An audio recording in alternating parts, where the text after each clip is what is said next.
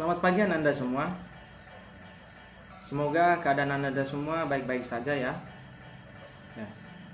Di tengah wabah corona ini, jadi kita belajar di rumah saja.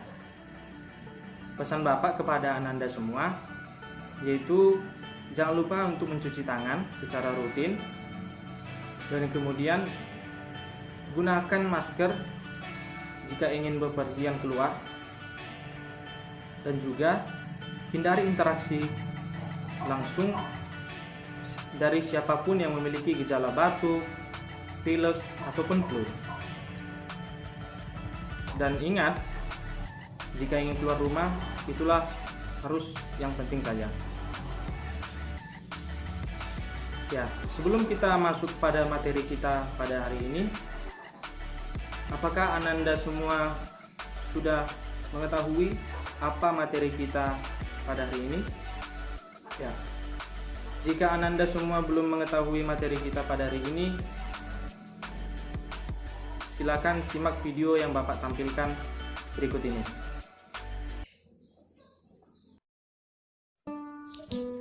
Nasionalisme Indonesia.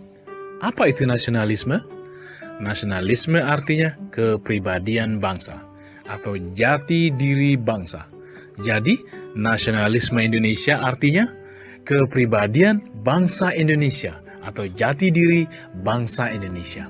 Nah, siapa yang tahu seperti apa sih kepribadian bangsa Indonesia? Bangsa Indonesia adalah bangsa yang beraneka ragam. Beraneka ragam agamanya, beraneka ragam cara berfikirnya, beraneka ragam suku dan adat istiadatnya, serta beraneka ragam cara mencari hidupnya. Begitulah bangsa Indonesia, dibentuk oleh sejarah dan pengalaman hidupnya yang beratus-ratus tahun, yaitu beraneka ragam. Semua, terutama sekali, beraneka ragam agama dan sukunya. Nah, walaupun bangsa Indonesia beraneka ragam agama dan sukunya, tapi bangsa Indonesia adalah bangsa yang berbineka tunggal ika, yaitu berbeda-beda tetapi tetap satu. Satu tanah air, satu bangsa, satu bahasa. Sumpah Pemuda, iya enggak? Kita semua yang beraneka ragam ini adalah satu kesatuan bangsa. Kita semua yang beraneka ragam ini adalah satu kesatuan keluarga besar bangsa Indonesia. NKRI, Negara Kesatuan Republik Indonesia, adalah rumah bersama bangsa Indonesia. Rumah bersama bangsa kita yang beraneka ragam ini. Terus kenapa bangsa Indonesia yang berbeda-beda dan beraneka ragam ini bisa bersatu? Biasanya kalau berbeda-beda berantem, tapi kok ini bisa bersatu? Kenapa? Karena bangsa Indonesia adalah bangsa yang sangat menjunjung tinggi nilai kemerdekaan. Itulah fitrah manusia, kemerdekaan. Jati diri manusia dalam penciptaannya oleh Tuhan Yang Maha Esa. Semua suku dihormati kemerdekaannya untuk mempunyai adat istiadatnya masing-masing. Semua agama dihormati kemerdekaannya untuk berjalan seperti ajarannya masing-masing. Selama semuanya sepakat untuk menjalankan kemanusiaan yang adil dan beradab. Semuanya aman, semuanya damai. Tidak ada pihak yang dirugikan, tidak ada pihak yang terancam. Apalagi ada keadilan sosial bagi seluruh rakyat Indonesia. Adil kepada semua, adil kepada semua golongan, adil kepada semua pihak. Tidak hanya adil kepada golongan sendiri, tapi adil kepada semua orang. Semuanya aman, semuanya damai. Tidak ada yang dirugikan, tidak ada yang terancam. Apalagi didorong oleh kepercayaan kita kepada Tuhan Yang Maha Esa. Didorong oleh takut kita kepada Tuhan. Didorong oleh budi pekerti luhur, akhlak yang mulia, akhlak yang baik. Semuanya aman, semuanya damai. Tidak ada yang terancam, tidak ada yang dirugikan. Saling memperlakukan dengan adil. Saling memperlakukan dengan beradab. Seperti kita sendiri ingin diperlakukan oleh orang lain, bukan? Bahkan menjalin tali kasih dan silaturahim, gotong royong, tolong menolong, membangun hidup bersama yang adil dan makmur, damai dan sejahtera. Inilah Indonesia yang ingin kita wujudkan. Inilah Indonesia yang ingin kita bangun. Merdeka! Ya, bagaimana Anda semua? Apakah sudah menyaksikan video yang Bapak tampilkan tadi? Ya, Kira-kira apa isi video tersebut? Ya, betul sekali. Nasionalisme. Video tersebut sangat terkait dengan materi kita pada hari ini, yaitu latar belakang munculnya nasionalisme di Indonesia.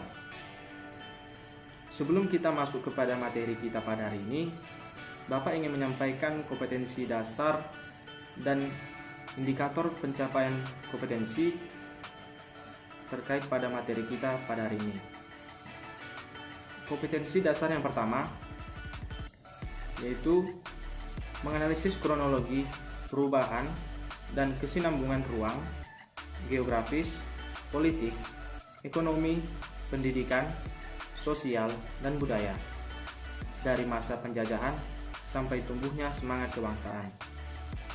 Dan yang kedua, menyajikan hasil analisis kronologi perubahan, kesinambungan, ruang, politik, geografis, ekonomi, pendidikan, sosial, dan budaya dari masa penjajahan sampai tumbuhnya semangat kebangsaan.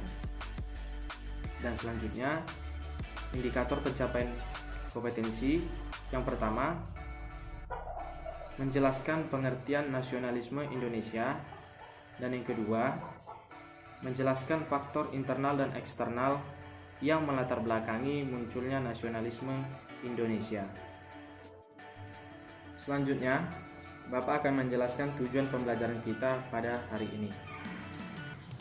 Setelah mengikuti proses pembelajaran, Ananda semua diharapkan dapat yang pertama, menjelaskan pengertian nasionalisme Indonesia, dan yang kedua, menjelaskan faktor-faktor internal dan eksternal yang melatar belakangi munculnya nasionalisme Indonesia. Dan yang ketiga, Ananda semua mampu membuat laporan hasil diskusi tentang munculnya nasionalisme di Indonesia. Ya. Materi kita pada hari ini yaitu latar belakang munculnya nasionalisme di Indonesia. Tapi sebelum itu, kita terlebih dahulu mengetahui apa itu nasionalisme. Nasionalisme berasal dari kata nation dalam bahasa Inggris yang berarti bangsa, dan nation dalam bahasa Latin yang berarti kelahiran kembali, suku, bangsa. Bangsa adalah sekelompok orang yang mendiami wilayah tertentu dan memiliki hasrat dan kemauan bersama untuk bersatu karena adanya persamaan nasib, cita-cita, kepentingan, dan tujuan yang sama. Sehingga nasionalisme dapat diartikan sebagai paham yang menempatkan kesetiaan tertinggi individu harus diserahkan kepada negara dan bangsa, dan yang kemudian merupakan semangat atau perasaan kebangsaan dan merupakan suatu sikap politik dan sosial dari kelompok-kelompok suatu bangsa yang mendiami kesamaan kebudayaan, bangsa dan wilayah serta kesamaan cita-cita dan tujuan sehingga merasakan adanya kesetiaan mendalam terhadap kelompok bangsa itu. Jadi, kita semua dapat menyimpulkan bahwasannya nasionalisme Indonesia adalah suatu gerakan kebangsaan yang timbul pada bangsa Indonesia untuk menjadi sebuah bangsa yang merdeka dan berdaulat, dan sebagai salah satu rasa luhur yang dimiliki bangsa Indonesia sebagai cerminan dari komitmen yang pernah diikrarkan berpuluh-puluh tahun lampau, yang bertolak dari rasa persaudaraan, senasib sepenanggungan, kan? Sejak abad 19 dan abad ke-20, muncul benih-benih nasionalisme pada Asia Afrika, khususnya Indonesia. Contohnya, nasionalisme tersebut yaitu yang pertama, mematuhi rambu-rambu lalu lintas, dan yang kedua, membayar pajak tepat waktu, dan yang ketiga, berteman dengan semua orang tanpa membeda-bedakan agama, suku ataupun ras, dan selanjutnya saling tolong-menolong di saat ada yang terkena musibah.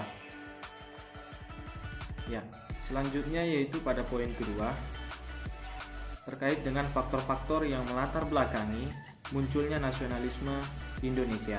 Yaitu ada dua. Yang pertama yaitu adanya faktor eksternal dan internal.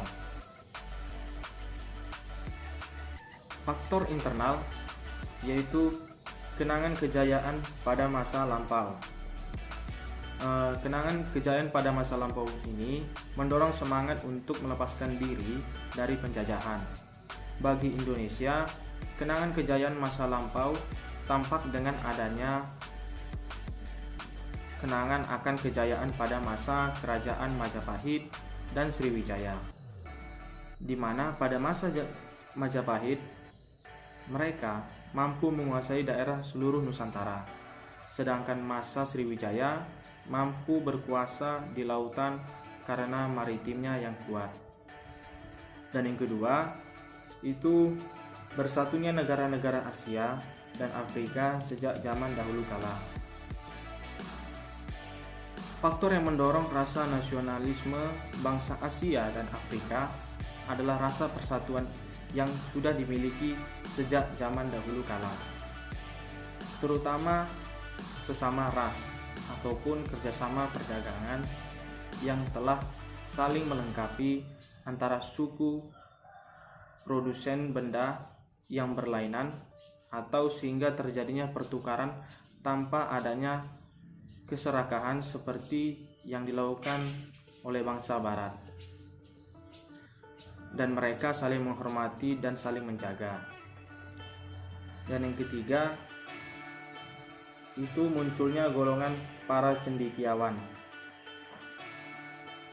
Perkembangan pendidikan menyebabkan munculnya golongan cendekiawan baik dari pendidikan Barat maupun pendidikan Indonesia itu sendiri. Mereka menjadi penggerak dan pemimpin munculnya organisasi pergerakan nasional di Indonesia yang selanjutnya berjuang untuk melawan penjajahan. Keempat, yaitu paham nasionalis yang berkembang dalam bidang politik, sosial, ekonomi, dan kebudayaan. Jadi dalam bidang politik ini tampak dengan upaya gerakan nasionalis yang menyuarakan aspirasi masyarakat pribumi yang telah hidup dalam penindasan dan penyelewengan hak asasi manusia. Mereka ingin menghancurkan kekuasaan asing kolonial dari Indonesia. Dan yang selanjutnya dalam bidang ekonomi, yaitu tampak dengan adanya usaha penghapusan eksploitasi ekonomi asing yang tujuannya untuk membentuk masyarakat yang bebas dari kesengsaraan dan kemelaratan untuk meningkatkan taraf hidup bangsa Indonesia. Yang selanjutnya dalam bidang budaya. Dalam bidang budaya ini tampak dengan upaya untuk melindungi dan memperbaiki serta mengembalikan budaya bangsa Indonesia yang hampir punah karena masuknya budaya asing di Indonesia. Para nasionalis berusaha untuk memperhatikan dan menjaga serta menumbuhkan kebudayaan asli bangsa Indonesia itu sendiri. Dan selanjutnya yaitu faktor yang kedua, yaitu faktor eksternal. Yang pertama, kemenangan Jepang atas Rusia pada tahun 1905. Jadi dijelaskan bahwasannya pada tahun 1904 sampai 1905 Jepang melawan Rusia dan tentara Jepang berhasil mengalahkan Rusia. Hal ini dikarenakan modernisasi yang dilakukan Jepang yang telah membawa kemajuan pesat dalam berbagai bidang, bahkan dalam bidang militer. Awalnya dalam kekuatan yang dimiliki tersebut Jepang mampu melawan Korea, tetapi kemudian dia melanjutkan ke Manchuria dan beberapa daerah di Rusia. Keberhasilan Jepang melawan Rusia inilah yang menjadi pendorong lahirnya semangat bangsa-bangsa Asia Afrika. mulai bangkit melawan bangsa asing di negerinya.